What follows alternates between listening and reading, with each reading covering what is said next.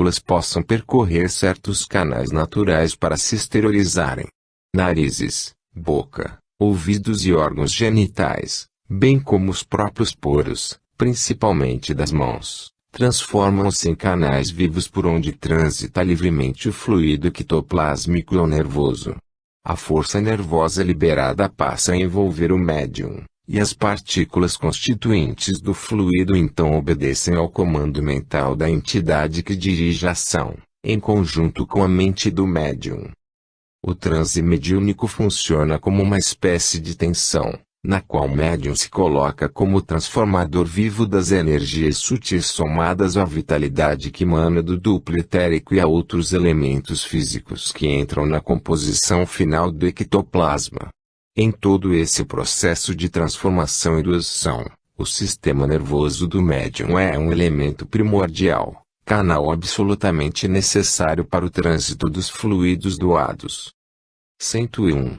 Qualquer espírito poderá lançar mão do ectoplasma de um mesmo médium para obter o combustível necessário para suas realizações, tanto as que dizem respeito a efeitos físicos como as que se dão na esfera extrafísica mais próxima à Terra.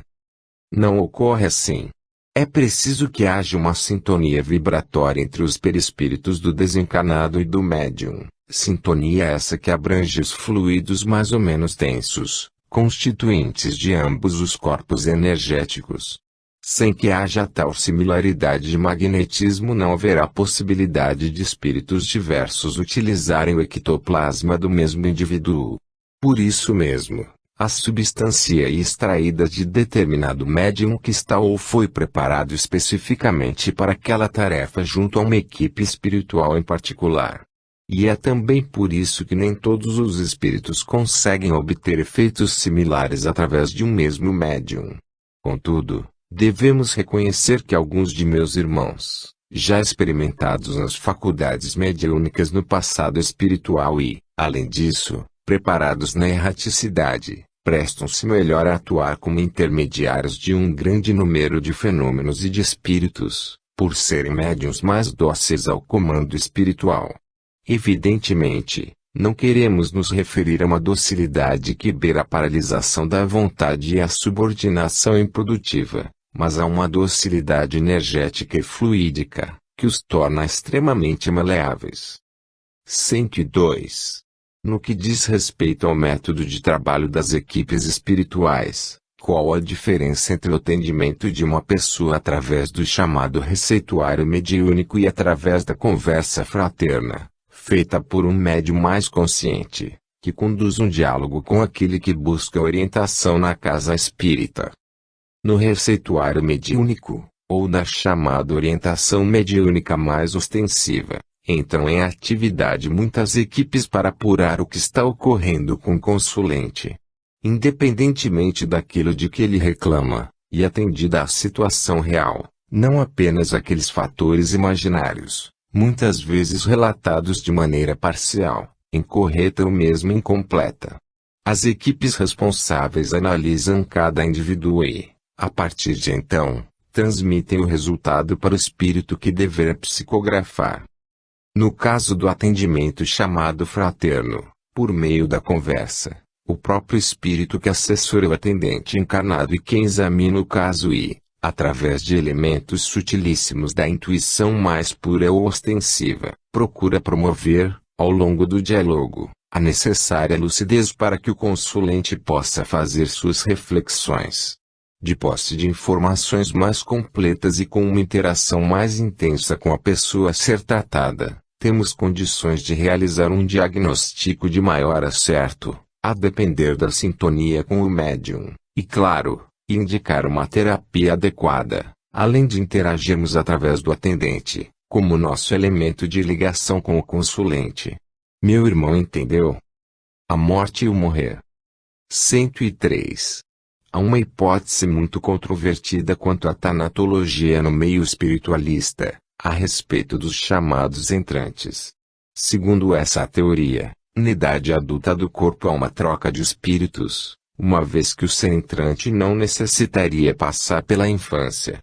Assim, O dono original do corpo desencarna ou abandona o veículo físico e um outro ser o assume, revezando com o primeiro dono na posse do corpo. Como o companheiro Josepa avalia essa tese? Acreditamos que esse assunto é um dos mais complexos na área da tanatologia, principalmente em virtude das sérias controvérsias a que remete a referida hipótese.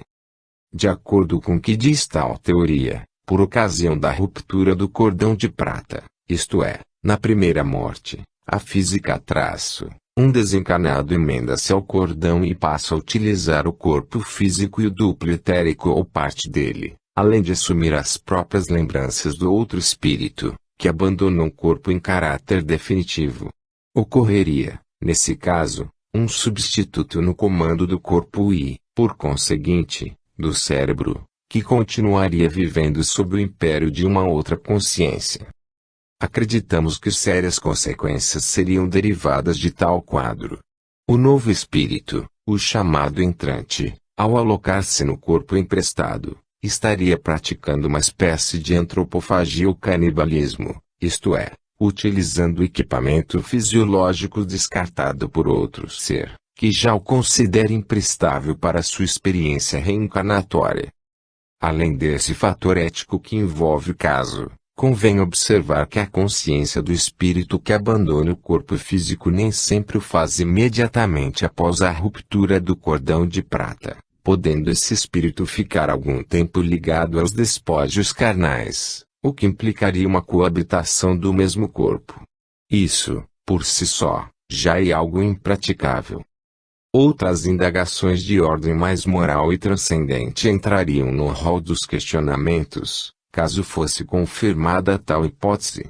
Talvez o maior exemplo sejam as experiências da infância e da juventude, que contribuem sensivelmente para o crescimento do ser, auxiliando o espírito a desenvolver diversos fatores nos primeiros momentos da vida social, relativos ao caráter e à eliminação dos percalços de existências transatas.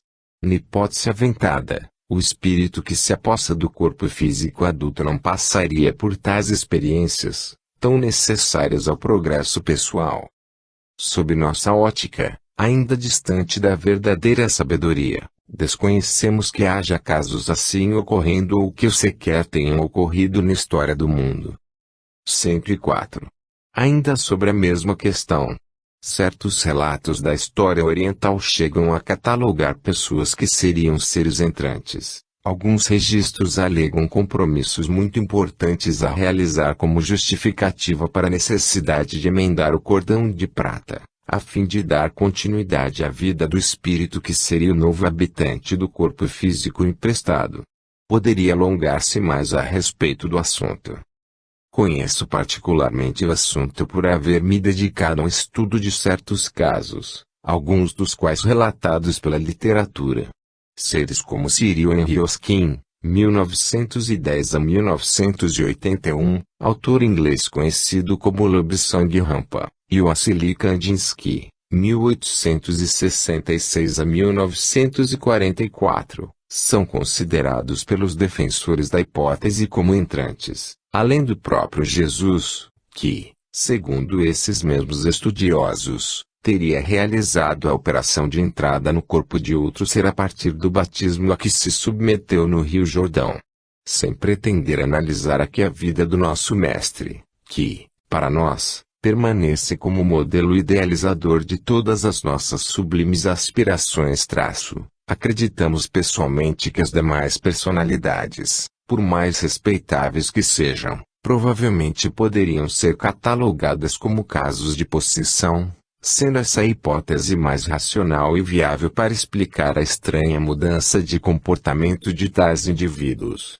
Além disso, a ciência terrena, no campo da psiquiatria, desenvolve importantes estudos ao abordar temas intrigantes como dupla personalidade e as chamadas personalidades secundárias que muito auxiliariam na compreensão de fatos semelhantes. Como estudioso da ciência do espírito, pessoalmente, não compartilho da hipótese dos seres entrantes, embora respeite a soberania dos direitos de meus irmãos em defendê-la. 105. O companheiro José poderia falar a respeito da chamada segunda morte. Segundo nossas observações e estudos, além de nossas deduções a respeito do assunto levantado por meus irmãos, posso afirmar que a segunda morte, sob o ponto de vista dos espíritos da dimensão na qual me encontro, representa o descarte e desativação do duplo etérico e a diluição do corpo perispiritual, o que deixa o espírito totalmente de posse do corpo mental, em sua plenitude de forma mais definitiva. De acordo com essa definição, a segunda morte propicia a retirada de qualquer resquício do duplo, de seus elos com o psicossoma, bem como a desativação das auras do duplo e do perispírito, ficando o ser apenas de posse dos corpos de ordem superior. Também podemos considerar que a segunda morte seria como que uma depuração do ser de todas as emanações ectoplasmáticas aderidas ou originadas nos corpos inferiores. Tomar posse do corpo mental é, nessa ótica, o ser se elevar à condição de espírito mais adiantado, pois que se dá, nessa ocasião, o descarte do perispírito ou psicossoma, que é reabsorvido pelo corpo mental. A nova etapa em que adentra o espírito a partir da chamada segunda morte assinala a extinção das etapas reencarnatórias inferiores, das migrações constantes entre a esfera física e extrafísica através dos fenômenos de nascimento e morte, tão corriqueiros no estágio atual dos espíritos vinculados ao planeta Terra. De outro lado, também consideramos uma segunda morte, em nossos estudos, os casos de seres que perdem a conformação de perispírito, por inibição da forma, quando se cristalizam no ódio e na culpa, permanecendo indefinidamente como prisioneiros de si mesmos e transformando-se em ovoides. 106. Poderia dar maior esclarecimento quanto à morte, ou às mortes, e qual significado tem para o espírito eterno tais experiências? Podemos considerar, sob o ponto de vista dos espíritos de nossa esfera de ação, que a experiência reencarnatória é algo como a condensação das energias sublimes do espírito, e a desencarnação, uma evaporação ou desativação progressiva dos veículos mais densos. De acordo com essa ótica, a morte poderia ser catalogada como ruptura e descarte de veículos ou corpos de manifestação desnecessários, ainda que temporariamente, em função de uma nova etapa que o ser adentra no processo evolutivo individual. Pelo menos no planeta Terra, podemos afirmar que o descarte dos somas mais densos através da morte, tanto do corpo físico quanto do duplo etérico, é algo definitivo, fato este que torna impossível a reativação de tais veículos após o descarte final por parte do ser que dele usufruiu. Embora o incômodo próprio dessa ocorrência, isto é, do descarte do corpo físico ou da morte biológica, não podemos ignorar que a chamada primeira morte, a do corpo, por mais incômoda que possa parecer aos seres que a experimentam, é um dos mais importantes eventos na vida do espírito. Isso porque, nos fenômenos de impacto vibratório como a morte física, ocorrem estados de choque e o inevitável enfrentamento de questões transcendentais muitíssimo importantes para a futura relação do espírito com seus veículos superiores de manifestação. 107. Há alguma analogia entre a morte do corpo mais denso e o descarte do corpo perispiritual, seguido da natural posse do corpo mental?